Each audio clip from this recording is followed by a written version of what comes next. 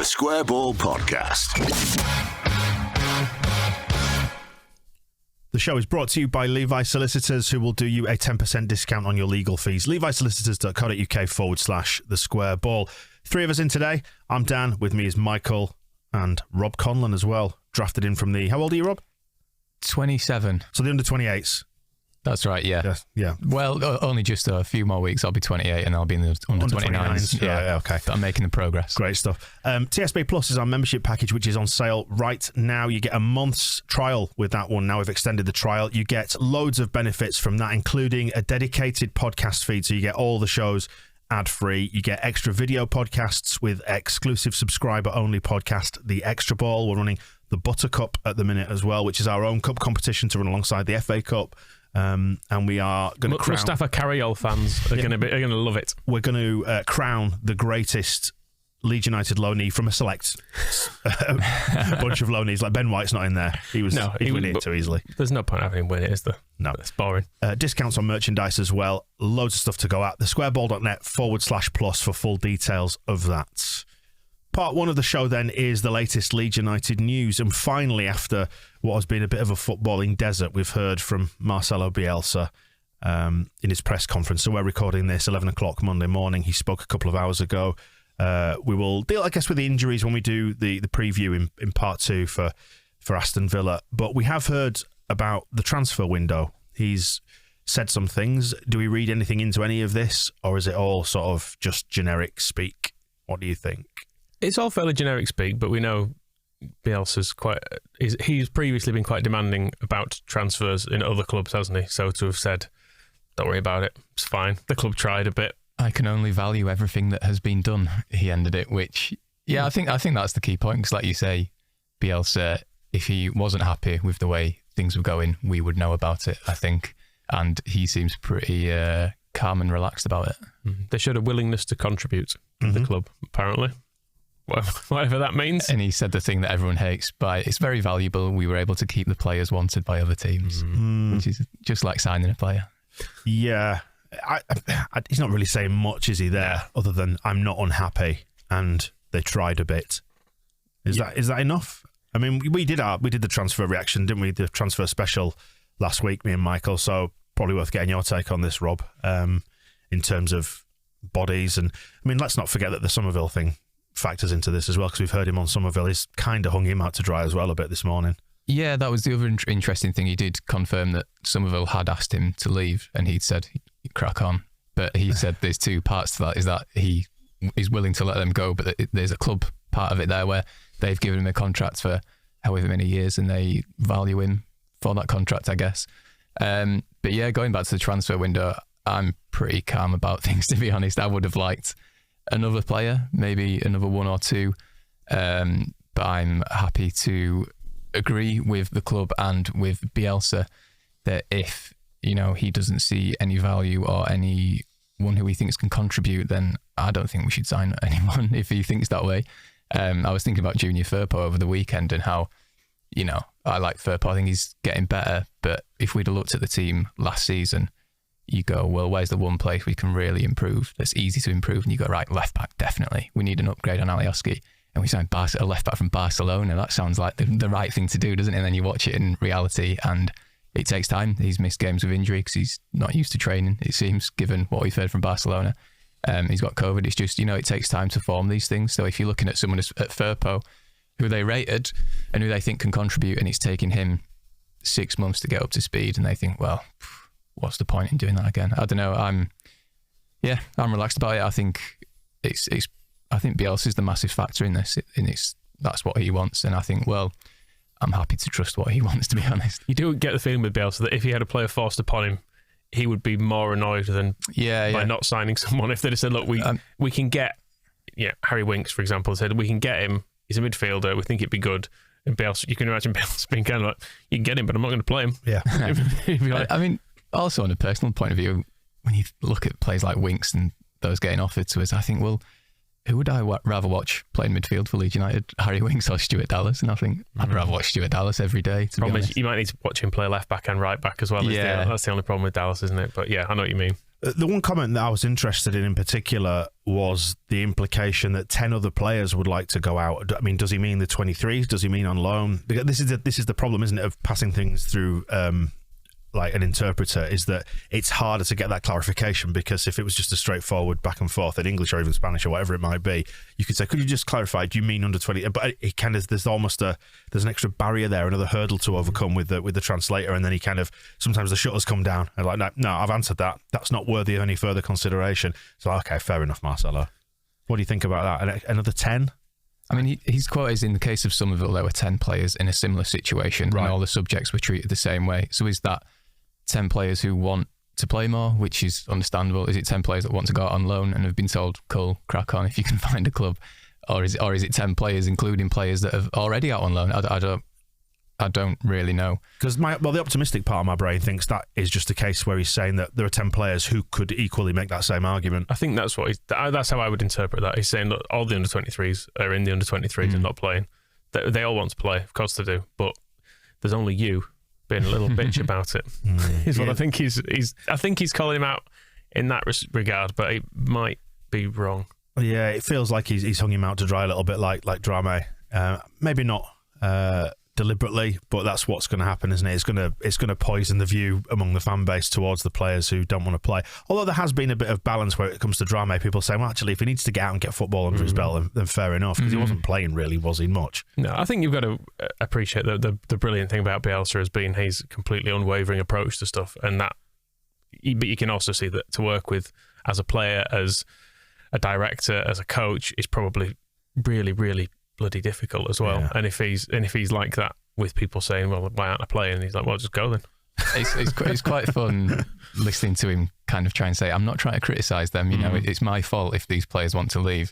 But I mean, he's talking in this a lot about, if a player signs a contract for a certain amount of years, then it's their commitment to the club for that amount of years, which might explain why he only signs 1 year rolling contracts, because he doesn't know what's going to happen in the future. But obviously, in terms of players, it doesn't work that way. I mean, the thing I keep seeing people talk about, well, Drame, of course he wanted to go, because when he signed, he was promised a clearer pathway to the first team. It's like, but this is the pathway. Like, you come in, you play the odd game, you need to look good, and then you might get to play again. With someone like Charlie Cresswell, he came in, played once, and Bielsa went, oh yeah, that means he's played that well, next time I'll bring him on, which is what he didn't do at Newcastle, I think. And likewise, Gelhardt, he comes on, and you think, Jesus, yeah, we need to see more of him. Whereas, I think Summerville's had some good touches when he's came on, but he's not been better than Rafinha, has he? No. And likewise, when Drame has played, you think, oh God. Yeah, that Arsenal first half was fairly diabolical. And he played in Arsenal in the League Cup, didn't he, where he did all right, but there was still a few shaky moments. So you think, well, as you just said there with Firpo, actually, it takes time even as a senior pro, so you can't expect these lads to come in and just rip it up. There's only Gelhardt who's come in and accelerated, I think, his path towards the squad, where he's gone from being a 23 to a first team squad player in the space of about 5 appearances. I mean, Rob mentioned Cresswell. I think he would be the other one, because it was the Fulham Cup game he played, wasn't it? He did really well in that, and then Bielsa said something along the lines of he's now gone higher up the pecking order as a result of that. It was against Newcastle. Was it Ayling that was injured, and he kept trying not to bring him on? He just wanted Ayling to see it out, and then once he saw Cresswell play, he thought, oh no, next time there's a problem like that, I can solve it with him. But he keeps talking about patience, and I think that's it. They just need to be patient, and when the opportunity comes, then you've got to really make an impression. And I guess it's hard to be patient when the accepted wisdom of football is, once you're 21, you should be playing regular football, and if you're not, you need to go out on loan and get games, which doesn't always work. I don't think there's not a right answer either way. It's kind of pot luck, and sometimes the answer is the players don't become as good as we hoped they are. And just with reference to Newcastle, we got a bit of clarity on Gelhardt not coming off the bench. He answered questions about that, saying he'd only just come back from injury, so he held him back when it came to making that sub. So at least that offers a little bit more clarity as to why Gelhardt didn't come on. It was a very, very long answer to say that, wasn't it? Yeah. But he was trying to make the point as well that with Gelhardt on, we were worse. But then he was also saying, but we had 3 strikers on, and it had all gone tits up at that point. We'd lost control. Was what it was more or less saying. We lost our way by doing all the subs. Everyone was a little bit antsy at the end of the window. It's a week nearly now since it closed. A lot of that anxiety tied to the Newcastle result, tied to the state of the table. We've since had Burnley versus Watford, and we are going to have, I think Burnley are playing at Old Trafford, aren't they? Or back at Turf Moor, whichever way around it is. I think it's Turf Moor, isn't it, actually? Before we play again. I mean, that Burnley versus Watford, as we've said many times, like laughing with Moscow, it's Moscow's chosen glamour fixture for the Premier League. Did you catch any of it? Did you see how bad it was? And did it give you more confidence with our own bid to stay in the division? I only saw the bits on Match of the Day. So bad. It was really, really obviously bad. Obviously didn't watch the full game, because why the fuck would you? Yeah. Well, no, I caught a bit of it, but I just found it really, really difficult to apply my attention to. I ended up just like wandering off and doing some other stuff in the house, and then came back to it. And, I watched the highlights this morning after seeing it on this sheet, and I can't believe I got 3 minutes out of it. But the whole thing just looked like the stadium wasn't very full. It was quiet. Even the commentator sounded like not that excited or interested by it. It looked pretty horrible. And it even got tagged onto the end of like the FA Cup show, didn't it? I think on the BBC. Like Manish with some bonus content popped up at like 12:30 or something like that, just before the national anthem, and everyone signs off for the night. It was like, by the way, we've got a bonus game to bring you. You're looking forward to that? Bonus game from the Championship. I mean, the Premier League. Yeah, it wasn't good. It wasn't good. The thing is, Watford used to be at least occasionally fun, but they've got Hodgson now, so they're going to be boring as well. Yeah. So it was occasionally they might have like lost 5-2 or something, which you might be kind of in horror at some of the defending or whatever. Well, they beat Man United, didn't they? At least there's something to watch. Whereas you can sort of tell now Hodgson's there, it's going to be a bit.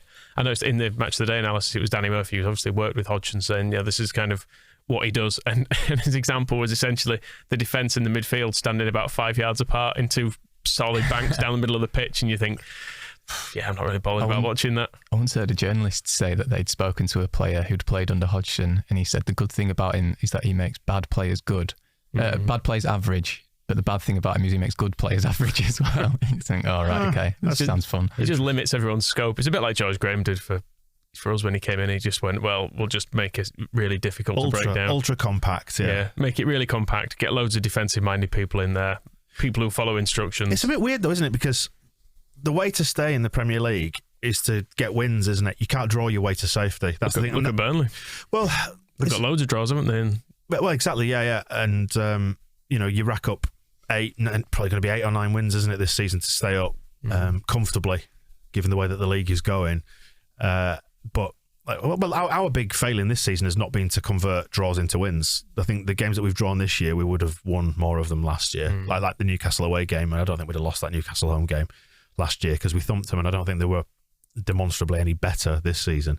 Just one of those things, isn't it? But few wins under your belt, and I think you stay up, whereas they all seem to just be drawing. I think was it a perfect result, 0-0?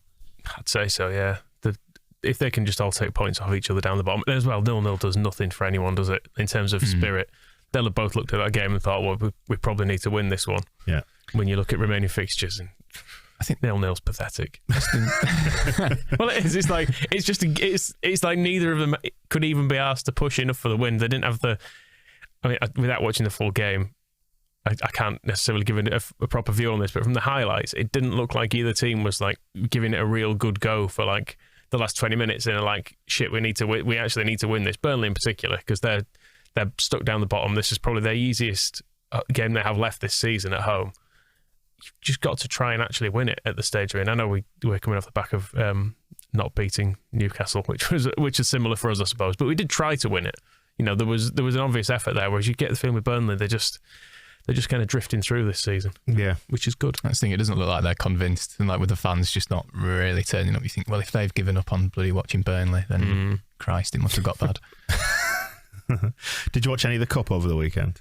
Nah, I just saw bits of funny highlights. Yeah. There'll be the Scum defeat will be covered in propaganda. We're doing propaganda post Villa, obviously, this week, so that'll be coming along on Thursday, I guess, at some stage. But yes, I will delve into the Man United fans for that one. I had a pint with a Scum fan on Saturday, which, why? My fault, I know, but it was very funny to hear him moaning about refereeing decisions. Yeah. And tell us about your hard life. Yeah, exactly. You couldn't believe. I mean, it probably was handball, but that made it all the funnier. And I enjoyed Chris Wilder saying, "Yeah, I thought it was handball. I couldn't believe when it was given." That's great, is that? But then he was moaning about Middlesbrough's keeper running off celebrating when Elanga missed his penalty by blazing it over the bar. He's going, well, how can he celebrate? He didn't even save it. And it's like, mate, he just won it Old Trafford. Suck it up. Unlike you lot. Yeah, that'll be good fun. Yeah, lots of Leeds old boys. Peltz was there, wasn't he? Scoring a pen. Yes. Penalty. Yeah. It was amazing. Bamba, Who's the other one? Howson, of course. Yeah. Howson stood in front of the Scum fans as well. With a little too long. It was nice. Then went back grinning. They were singing to him as well, weren't they? Which was quite nice. And obviously the one that I kept half an eye on was the West Ham game as well. Was it Kidderminster they were playing? That annoyed me massively. Yeah, the game we would have lost. Yeah, exactly. But you kind of watched that and thought, oh God, this is us. This is us going out here, isn't it? Weekend off's not too bad, is it? in contrast, got stuff done around the house. There's no way if we were losing to Kidderminster, we would score in the 91st and 121st minute. It just doesn't happen to Leeds, does it? We're losing that game, definitely. Yeah, we'd have been 2 or 3 down by that point. I've no doubt. Some other good news over the weekend as well. Gitano made his debut for FC Sion in Switzerland. Adrian's there as well, isn't he? His mate Adrian. He didn't play in Adrian. I don't know what's going on with him. I think it's because he's morbidly obese, Michael. Oh, okay. These days. Well, spending his time in the casino. I was going to say, he's been picking in casinos. Eating steak and cheese. Oh, good on him, I suppose. It sounds all right. But Berardi's in fine shape and had a debut without being sent off, which he didn't manage at Leeds, did he? It was obviously the Accrington game was his last debut for a team. So... Well done. It is nice to see him back. I think it must have been difficult for him to get a club sorted, with the knee record and all the rest of it. So. I think he's got a house and stuff he's in Italy, isn't he? But I think he wanted somewhere vaguely close to home now. He's got a family and all that. So he's... Yeah. I mean, I know there are some mountains in the way, but they've got tunnels under those mountains. You can just pop through, can't you, these days? Looks lovely as well. It really does look amazing, yeah. You can kind of see why he's not hung around in England to try and, scrape a deal with Blackburn or whatever, can't you? Being a professional footballer looks really good when you see it like that. Yeah, just go home and have a nice time instead. That's exactly what Pablo's done. Have a nice life back where you grew up, by the seaside. It's nice and warm. You're not having to deal with British winters. It's the Mateus Bogus thing. I know it's ended with a serious knee injury, but it's like, do you want to go to Morecambe or do you want to go to Ibiza? Let me think. Exactly. Berardi, he could be at Reading right now, couldn't he, Berardi? Yeah. Does he want that? Really? He doesn't need it. He doesn't deserve it. He doesn't deserve it. You're quite right. He deserves a nice life with cuckoo clocks and mountains and chocolate, quite frankly. Is Bogus back in England now, I assume? I'm not too sure. He's done his ACL, hasn't he? Yeah, because obviously we've seen Pervader doing a load of training, so haven't we, at Thorpe Arch? But who will be back before Bamford? Well, yes, quite possibly. With his knackered foot. What could possibly go wrong with a foot? A foot doesn't seem that complex. I know it's got 5 toes in it, and that's obviously a bit of... Lots of bones in a foot. Yeah. That's the problem. Anyway, we're jumping ahead here to the exciting Aston Villa preview where we can discuss his absence. Yes, and Liverpool game has been rearranged for a few days before the League Cup final. That's good. Not fair. It increases our chances a little bit, doesn't it? I mean, they're a good side, but they're going to have half an eye on that cup final. People wanting to turn out at Wembley, not get injured and stuff. Hopefully, Klopp does that thing where he just played all the kids against, was it Blackpool, and he didn't even bother turning up himself, which I quite liked that. And then he moaned about why people thought he was disrespectful. Yeah, you've seen him this week going on about, he said the Elliott injury was one of the hardest moments of his career or something, he described it as. Not that he gave one moment of attention to. Didn't look at him at all. I was fully on the ref. Yeah. His leg, I don't care about his leg, just get him sent off. His leg will fix, my pride will remain hurt forever. Absolutely ridiculous. But yeah, I mean, that's, it's another midweek game, innit? But gives us half a chance, doesn't it? Gives us half a chance. It's a shame we couldn't do it whilst the African Cup of Nations was on. And they were without Sane and Salah. The other one. He's the one. Mane and Salah. Sane is the other one, isn't it? Yeah. I've got a Moscow. I've done a Moscow. It's because the Salah Mane. You're mixing him up. Yeah. They're like Brangelina. They'll beat us anyway, probably. But you never know. Gives you half a chance, doesn't it? We just deploy Strauch as well to frighten them. Give them a target for their ire.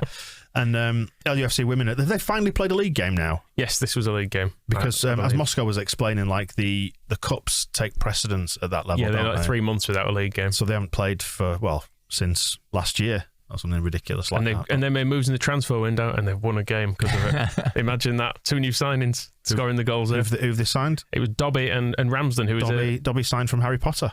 Yeah, I believe so, yes. Yep. Or Peep Show, one of the two. Yeah. Ramsden signed from Fish and Chips. Yes, yeah. Yeah, Ramsden, 16 years old, an actual child who signed, who scored a brilliant goal in this game as well. So well done to them. So full of hope at 16, yeah. And there were 2 down at half time as well. So that's nice. Always good to get it was Brady Hannon with the 86-minute winner. It was a cross, let's be honest. No. But we'll give her the credit for it. It went in. So really, in the 86th minute, having been 2 down, who cares? And that wraps up Leeds United news from the last 7 days. It's been quite quiet, hasn't it? Because because obviously nothing's been happening. Rafa obviously played over in Brazil. Got slightly worried about him coming off with cramp or a kick, as it was rumoured. It's only cramp. Don't worry. Yeah, there was no mention of that in the press, was there, about Rafa missing anything? So, no, although he never, unless he is asked precisely about every player, Bielsa he never divulges any new information, does he? He just occasionally gets to Saturday, and I was going to say we'll find out at 6 p.m. on Wednesday that Rafa's missing a leg. Saying Luke Ayling's not playing, and he'll be going, yes, he's injured. Everyone go, oh, is he? You didn't mention him. You couldn't have told us. Never asked, did you? No. That's part one done of the video. Then flip over in the playlist to the next bit where we preview Aston Villa here on the weekly show. Oh, just a quick postscript to the show. We've just realised, as we stopped recording then, that Patrick Bamford has become a dad. Yeah, congratulations, Patrick. He's a shirtless man holding a shirtless infant. Let's have a look. I've not seen the picture yet. There you go. Babies not traditionally born with clothes on, are they? No, not normally. You can't see his feet on it either. Say, what does his foot look like? Yeah, strapped over in plaster. So, congratulations, Patrick Bamford. Hopefully, he's not. That's going to aid his recovery now. Not